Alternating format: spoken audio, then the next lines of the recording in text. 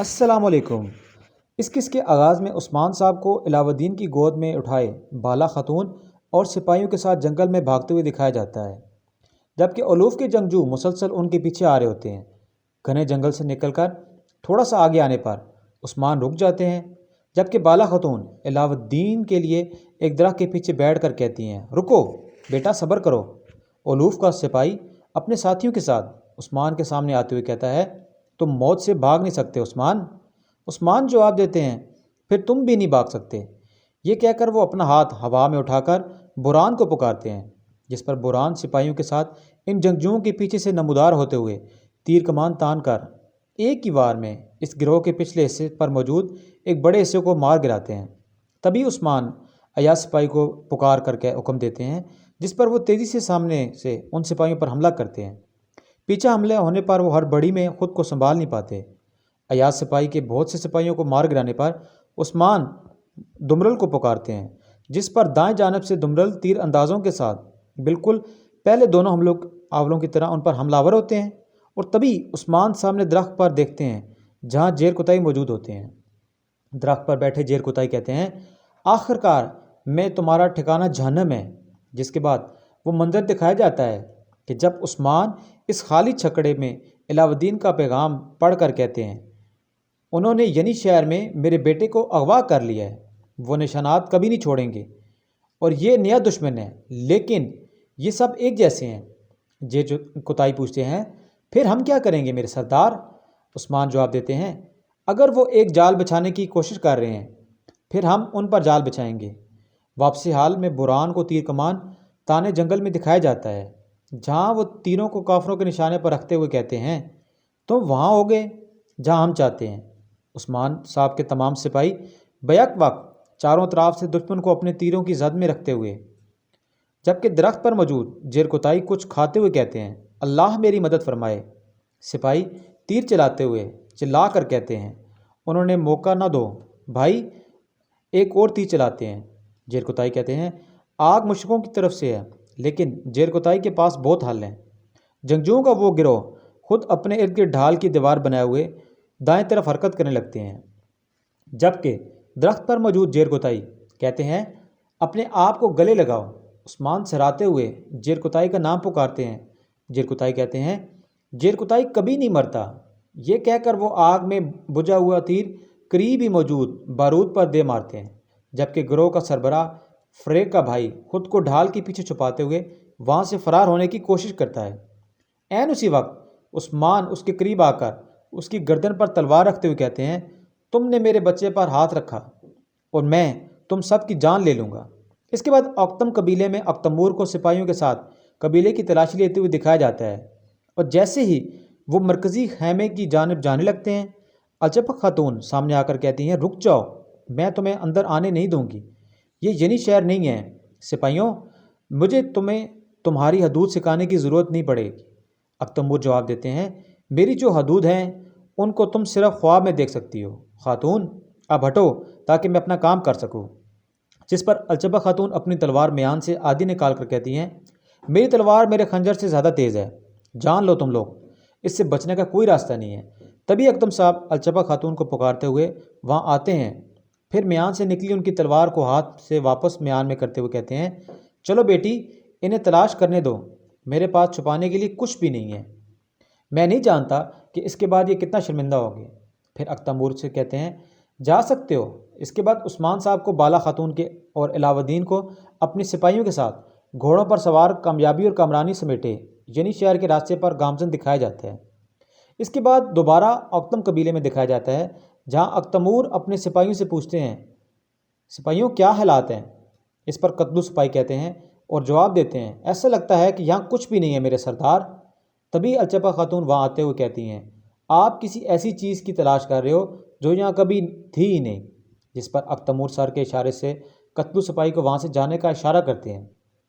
الچپک خاتون کہتی ہیں، کیا آپ دوسرے خیموں میں بھی تلاشی کر رہے ہیں؟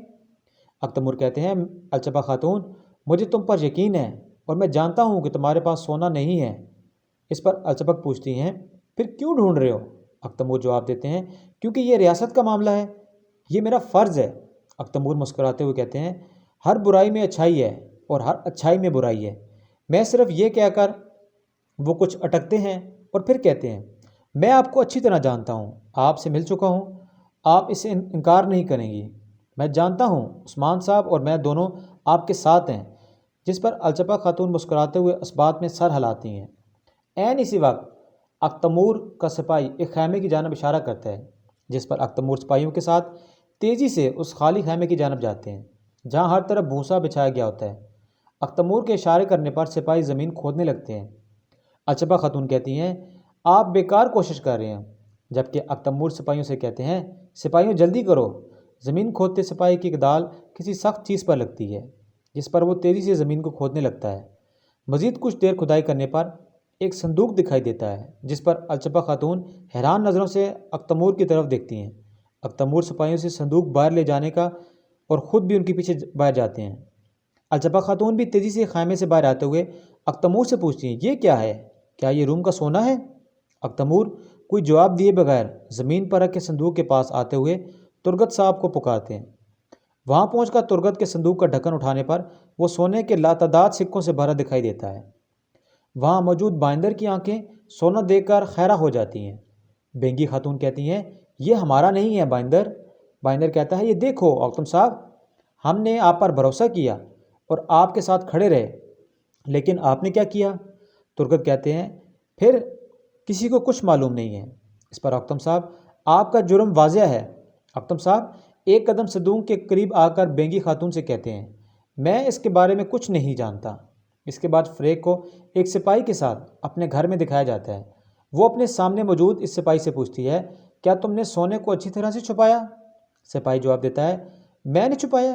میرے پاس کافی وقت تھا محترمہ۔ ساتھ ہی اس منظر کو یاد کرایا جاتا ہے جب وہ رات کے وقت اوکتم قبیلے کے اس خیمے میں زمین کھودتے ہوئے کہتے ہیں اگر لیو نے مجھے بہت کچھ نہیں دیا ہوتا تو میں بہت کچھ اپنے پاس رکھتا۔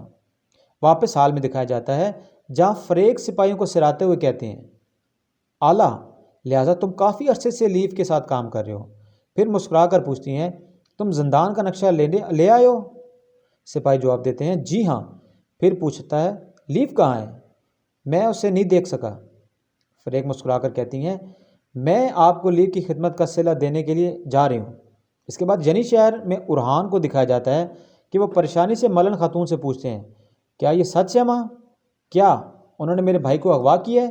ملن خاتون کہتی ہیں تمہارے بابا ان کے پیچھے ہیں، علاؤ الدین صحیح سلامت واپس آئے گا انشاءاللہ۔ اسی دوران شہر میں طبل بجنے لگتا ہے اور مرکزی راستے سے کوزنیس اپنے چند ساتھیوں کے ساتھ پہنچتا ہوا دکھائی دیتا ہے۔ محافظ سپاہیوں کے کوزنیس کی آمد کی اطلاع دینے پر ملن خاتون سے کہتے ہیں اسے اندر آنے دو، جس پر کوزنیس اپنے گھوڑے کو آگے بڑھاتا ہے۔ ملن خاتون سے کچھ فاصلے پر اپنا گھوڑا روکتے ہوئے وہ نیچے اترتا ہے اور اپنے سپاہیوں کو روک کر خود ملن خاتون کے سامنے پہنچ کر کہتا ہے ملن خاتون، ارحان صاحب میں آپ کو احترام کے ساتھ سلام پیش کرتے ہیں۔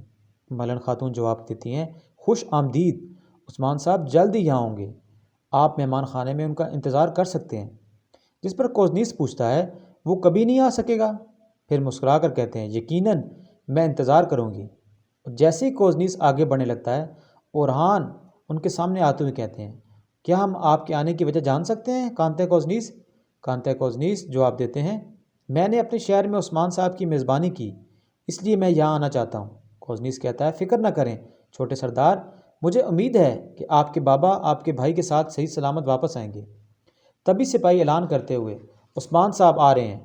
یہ سن کر کوزنیس حیران ہوتے ہیں اور اپنے تاثرات پر قابو پاتے ہیں، جبکہ پیچھے سے عثمان زخمی علاؤ الدین کو اپنے گھوڑے پر لیے بالا خاتون اور سپاہیوں کے ساتھ اندر داخل ہوتے ہیں اور ملن خاتون کے ساتھ تیزی سے آگے کی طرف جاتے ہیں۔